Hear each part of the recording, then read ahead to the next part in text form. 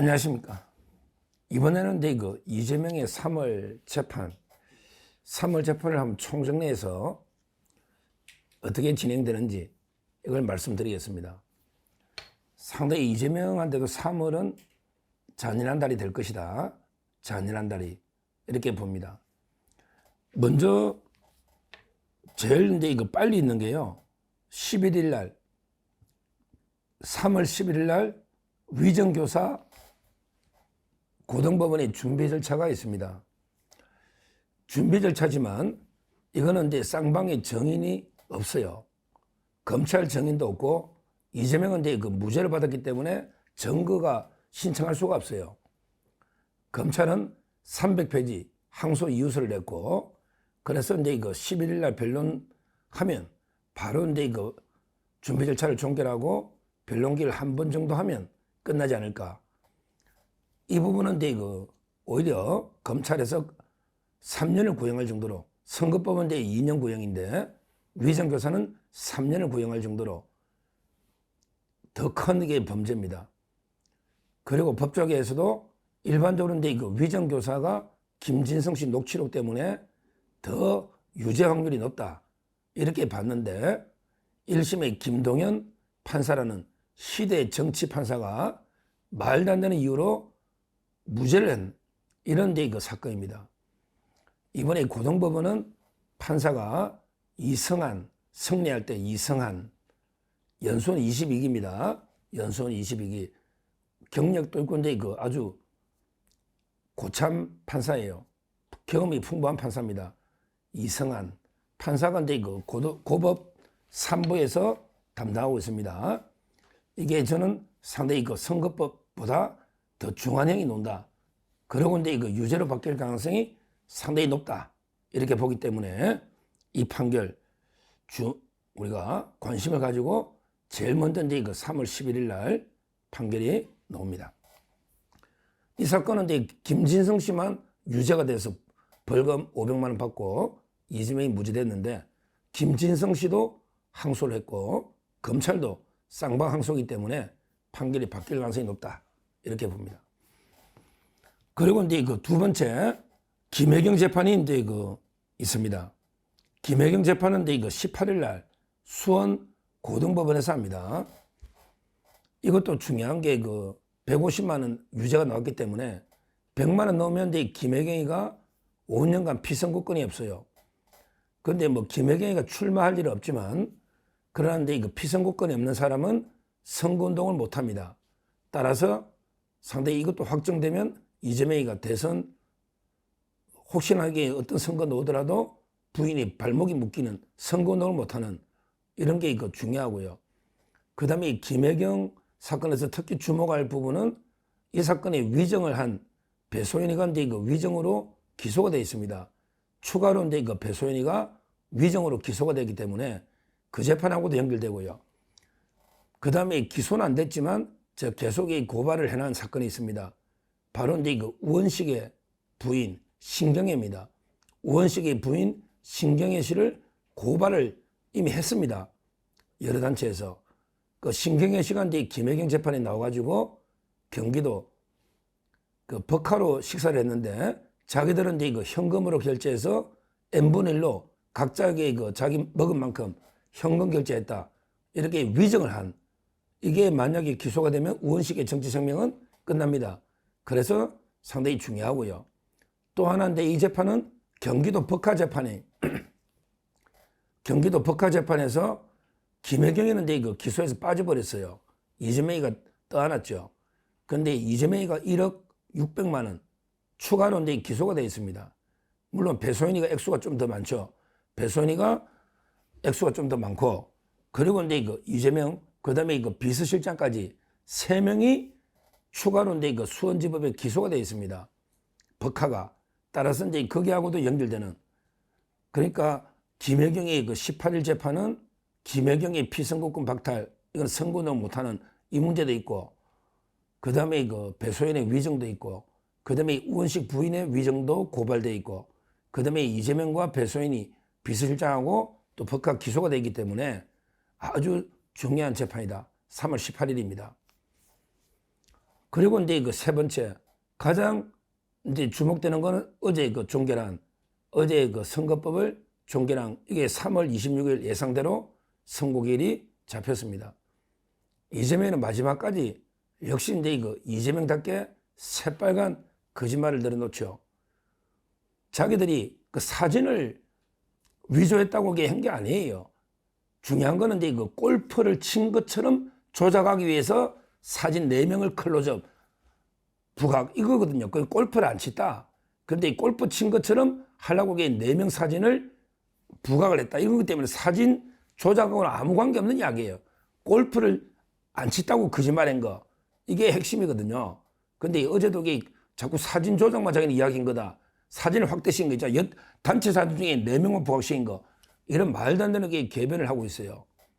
그 다음에 이 백현동도 김인섭 이야기는 아예 안 하고요.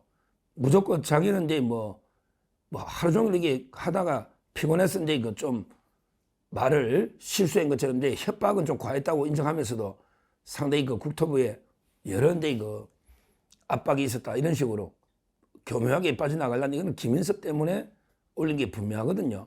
자기가 판넬까지 다 준비해가지고요.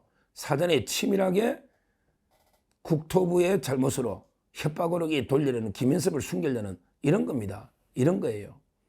그리고 이제 그 김문기 몰랐다는 것도 이거는 저는 그냥 단순하게 인식 문제가 아니고 이거는 김문기하고 아무런 게 몰랐다는 말은 교유행위가 없었다. 결국 나는 대장동하고 무관하다. 이건 행위를 나타내는 게 분명하다 봅니다. 행위. 행위란 게 자기가 있고 부자기가 있잖아요. 뭘 적극적으로 한 걸 자기, 아무것도 안 한 게 부작인데요. 나는 김문기를 몰랐다는 말은 김문기하고 아무 교류가 없었다. 나는 대장동과 무관하다. 이런 데 그 부작위, 이걸 나타낸 거기 때문에 이거는 사실의 공표로, 행위에 관한 허위 사실 공표로 봐야 됩니다. 이게 검찰의 논리이기 때문에 아무래도 이게 저는 유죄가 더 많이 놓여야 된다. 이게 3월 26일 날 선고입니다. 이거 아주 중요하죠. 만약에 고분만 선고되면 뭐 이재명은 치명타를 받지 않을까. 그 다음에 그 전략은 제가 어제 자세히 말씀드렸고, 일단 재판은 이번 달에는 이제 그렇게 3가지가 잡혀 있는데, 이게 문제는 이거는 확정된 거고요. 바로 이제 곧 대장동 재판하고요. 그 다음에 대북 송금 법화, 이게 곧 아마 본격 심리에 들어갑니다. 자, 먼저 이제 대장동 재판은 이제 어떻게 되느냐. 대장동 재판은 이제 김동현이가요. 김동현이가 이제 사무분담에서 떠나겠다. 이래가지고 이제 재판장이 바뀌었어요. 대장동은 이제 위례는 끝냈고요. 그 다음에 대장동에서 유동규 씨만 정인신문을 끝냈어요. 근데 나머지 이제 정인이 한 148명. 갈 길은 멀습니다. 이거는 이제 반드시 재판을 쪼개야 됩니다. 대장동까지만 하고 나머지 백현동하고 FC는 다른 부로 재배당을 해야 된다.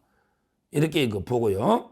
현재 김동현이가 물러나고 그러면 이제 누가 하느냐.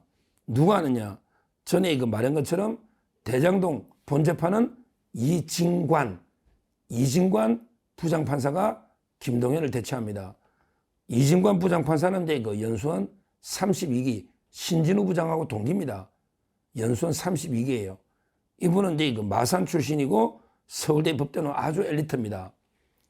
뭐 상당히 괜찮을 것 같아요. 김동현보다 상당히 원칙대로 진행하지 않을까. 이진관 부장판사 32기 마산 출신의 서울법대 논문이에요. 이분이 아마 재판 일정은 본격 이제 24일자로 이게 다 옮겼기 때문에 3월부터는 이제 본격 대장동 재판이 된다. 원래 이제 일주일에 2번씩 했잖아요. 그러면 이재명이도 일주일에 무조건 2번씩 대장동 본재판을 진행해야 된다. 일주일에 2번씩 이렇게 봅니다.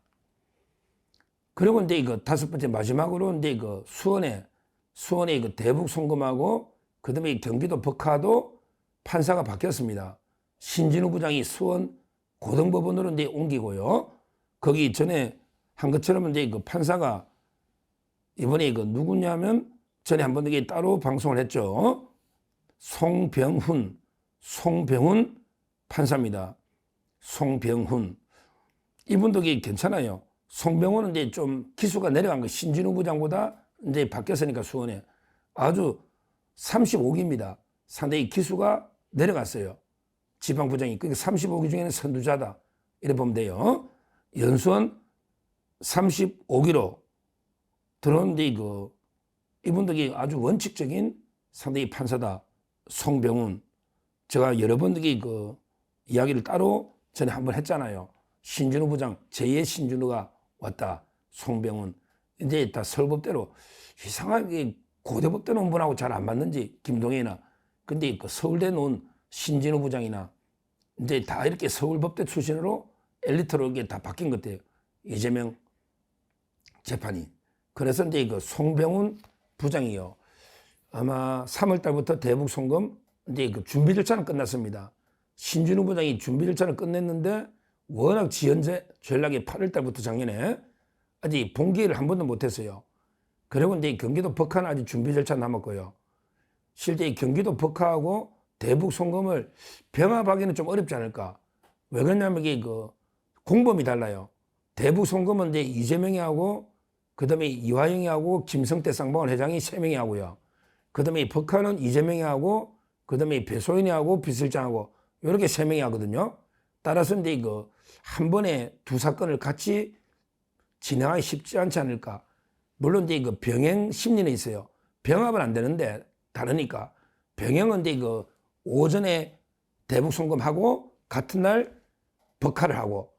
왜 이재명이 이제 두 번 계속 오기 어려우니까 이렇게 병행 심리는 이재명이가 둘 다 들어가 있으니까 가능하겠다. 이런 생각이 듭니다. 그런데 이거 한번 지켜보죠. 3월 달부터 본격 들어갑니다. 이거는 크게 할 게 없어요. 왜 할 게 없냐? 뭐 법화야 이제 정가 워낙 명확하고요. 조명현 씨하고 이제 몇 명 안 되잖아. 그 다음에 대북 송금은 이미 800만 불이 북한에 이재명의 방북비다. 이게 드러나 버렸기 때문에 결국은 이제 이화영이한테 보고받은 거 17번. 요것만 심리하면 되거든요. 따라서 의외로 올해 안에 끝날 수 있겠다. 이렇게 봅니다. 결국 제가 정리해 보니까요. 이재명은 이제 어차피 일주일에 3번은 무조건 해야 된다. 대장동 재판이 일주일에 2번 했고, 그 다음에 수원에 병행 심리 하더라도 최소 1번은 해야 될 거고요. 그 다음에 아직 고등법원에 또 이제 위정교사가 재판이 진행될 거고요. 그 다음에 선거법은 이제 선고가 되는데 대법원은 뭐 안 가되니까 위정교사까지 치면 일주일에 많을 때는 4번까지도 가능하다. 상당히 심각하죠. 여기서 중요한 게요. 이재명이 뭐 대선 노든 안 노든 대통령이 되든 안 되든 재판은 중단 없이 달리된다. 아무리 개가 짖어도 기차가 달려가듯이 어떤 게 민주당에서 뭐 개짖는 소리 어떻게 압박을 해도 재판은 예정대로 달려가야 된다. 대장동도 빨리 달려가서 끝내야 되고 대북 송금도 빨리 끝내야 됩니다. 끝내야 된다. 나머지는 이제 뭐 위정교사는 선고니고 거의 한 번이면 끝날 거고 공직선거법 선고니까요. 뭐 거의 빨리 끝나지 않을까. 하여튼 가장 이번에 3월 달에 이재명은 재판이 아마 제일 많을 거다. 재판 이래 보고 특히 중요한 거는 26일 날 공직선거법에 선고가 있거든요. 선고만 돼도 치명타를 입지 않을까. 제가 현재 이재명의 재판 진행 상황, 그 다음에 김혜경의 재판 진행 상황, 또 김혜경 재판이 왜 중요하냐. 종합적으로 한 번에 3월 달에 있는 재판 일정과 그 다음에 판사가 누구를 어떻게 바뀌었고 어느 정도 진행됐냐. 종합적으로 한번 설명드렸으니까 앞으로 참고하시고요. 구체적인 재판이 있을 때마다 상세하게 분석해 드리도록 하겠습니다. 감사합니다.